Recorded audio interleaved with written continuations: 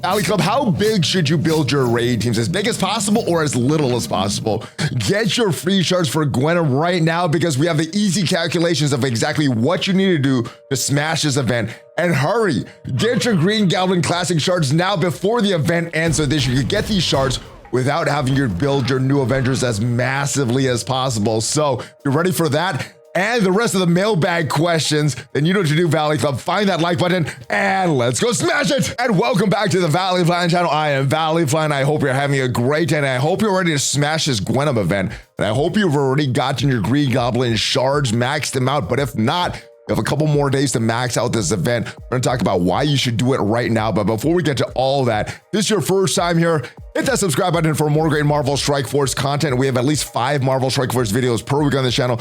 Usually there's more. We have everything to help your experience in Marvel Strike Force, including gameplay, reveal videos, news videos, question and answer videos like this. But let's talk about these Green Goblin trials, why they got extended, and some of it partly has to do with the update launching this week, these over-the-air changes. Some people got locked out of their Green Goblin trials. An issue with the Green Goblin Classic trials prevented some users from interacting with the trials. The issue has been resolved, but due to a subset of players being unable to participate in an event, we've extended the trials for 2 more days. It's now gonna end at 1 p.m.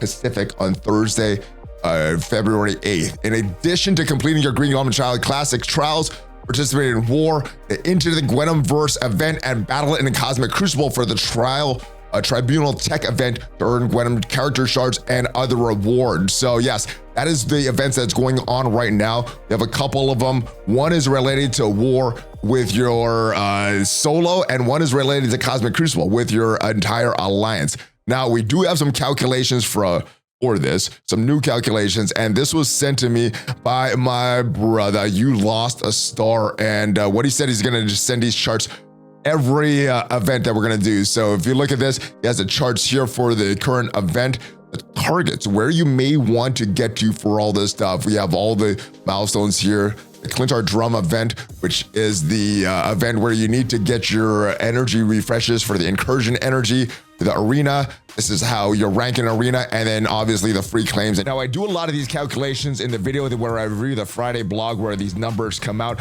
I use numbers that I think a lot of players can get to if you're pretty highly engaged. But the good thing about these charts, you can enter your own numbers based on your own situation. All you would need to do, I'm gonna put a link in the description. You need to download this, make a copy, and you could edit it and then enter whatever numbers based on your situation, however many times you're gonna refresh the incursion energy and whatever average rank arena you're gonna get, and you can see exactly where you're gonna get in this event. And hopefully in future events, YouLostAStar will give me these updates, and we can have these for you on the Mondays after the Friday comes out, so you could be set, prepared for all these events. Well, let's jump right ahead to your mailbag questions of the week, and I want to give a big shout out to everybody that has joined the Discord server, that's left a question in the mailbag channel. And if you want to join the Discord server, the link is down below.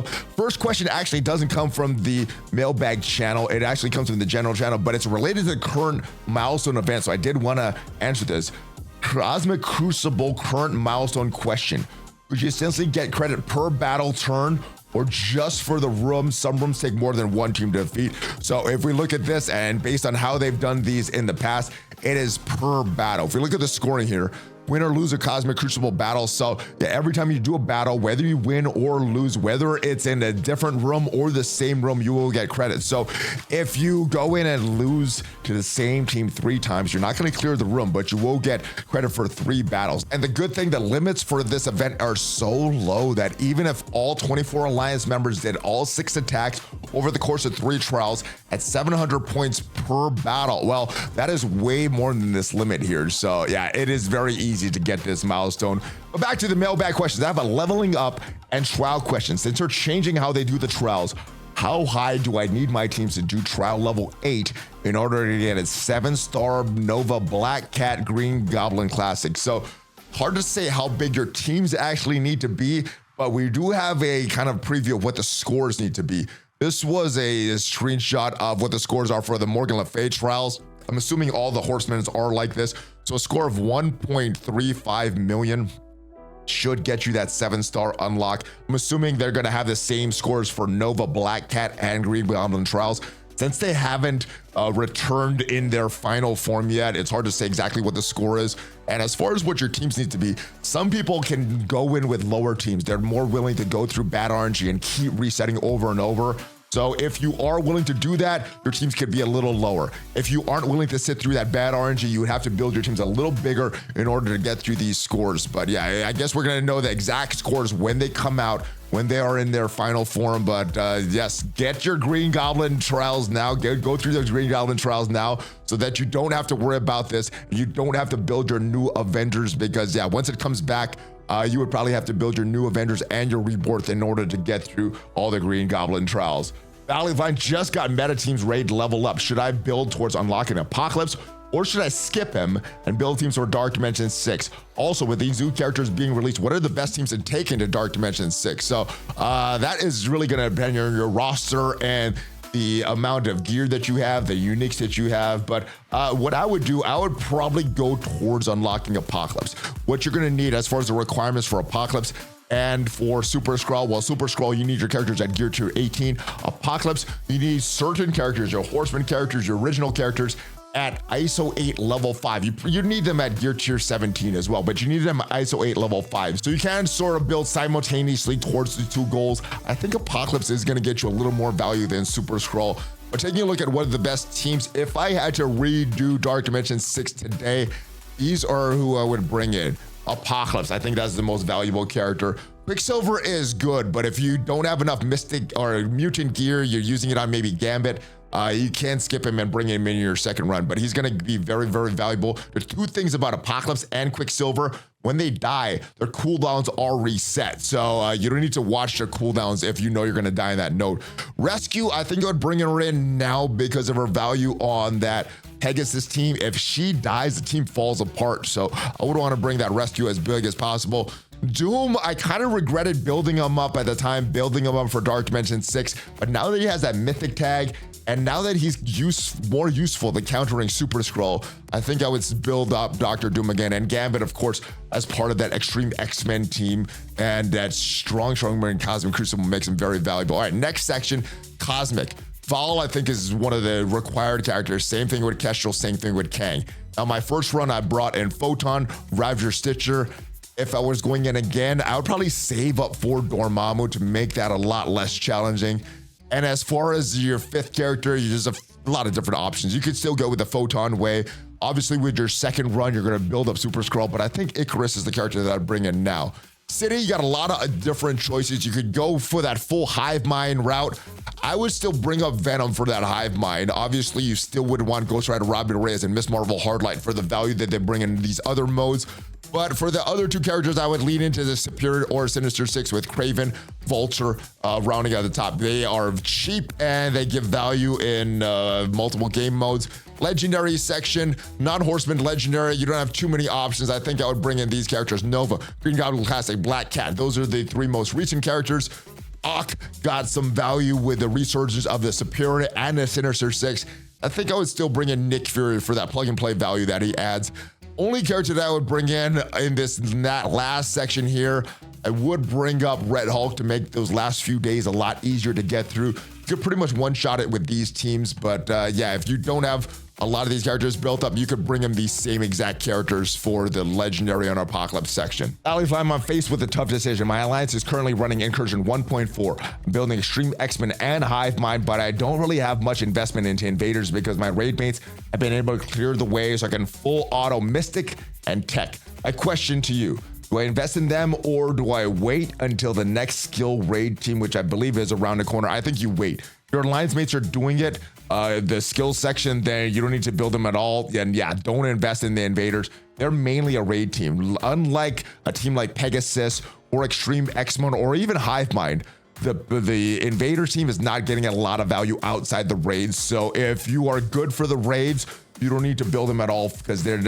except for Nick Fury. We mentioned his plug and play value. The rest of the Invaders, though, they don't have a lot of value outside of this. And that goes for the rest of the raids. If you are currently beating whatever raid you are doing, don't invest more into these raid teams. Only build them for whatever raid that you and your alliance are doing. Once you could either sim that or play that to whatever comfortable level that you want, then stop investing them in them unless you are investing for a different game mode. But yeah, teams like Invaders only useful in the raids right now. So yeah, you're not getting a lot of value from them outside the raid. So yeah, wait for the next skill team. Hey Valley, hopefully you're healing well from your surgery. Good luck in your next judo competition. Jiu-jitsu.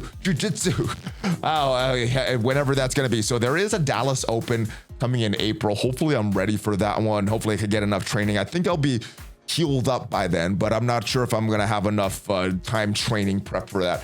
But the one that I really want to do is in August, the World Championships there. Hopefully I feel good enough, confident enough, and hopefully I'm ready, healed up enough to do that. Notice some people are able to select basic attacks only when they do auto attacking. Is that option only on a test server, or have I missed that somewhere in the menu? It's actually in the advanced options. So if we go back into the game and look at the advanced options, you go up here in your menu here, look at the advanced options, and there is the button here, show basic auto option only. Make sure you have this clicked. The downside of this, if you just want to auto, you have to click it twice. You click auto and then auto, or you click auto and then the basic option. If you click this basic option here, they're only going to do their basics. But if you click the normal auto version, well, they're going to do just like normal auto. So yes, this is how you use this, and it's obtained in that advanced section of your settings. Hey Valley, who do you think will be the next farmable character to farm the campaign nodes? Darkhawk was a good option to become farmable, and he replaced Morbius in the Heroes campaign, which was much needed. Good job, Scopely. Yeah, this is a good thing, because Morbius was a character that I'm still farming because there was gold orb fragments on his node. So yes, now I can start to farm Darkhawk, character shards that I need anyway, and then the Morbius 6 still go back to the Blitz Store. As far as who's next, well, we just had the Pegasus team become farmable, which means next on the slate will be the Superior 6. After that will be the Extreme X-Men. So this is just a random guess. I'm thinking that since we just got Darkhawk added to campaign nodes, Superior 6 they'll go to other places, which means that Extreme X-Men will be the next campaign. I'm just gonna guess randomly Sunspot will be the next campaign character. Hopefully that either Sunspot or Forge, is one of them becomes the next character, or even Nightcrawler. I'm guessing one of the Extreme X-Men. So let me know your guesses. I have a couple of Dark Dimension 6 questions. Would Phantom X be a good option in global or not? No, he's not a great option. He's not a great character. Unfortunately, you do have to build him up a little bit to unlock Apocalypse. After that though, really no value to build up Phantom X. So yeah, after you have Apocalypse built up, just shelve him.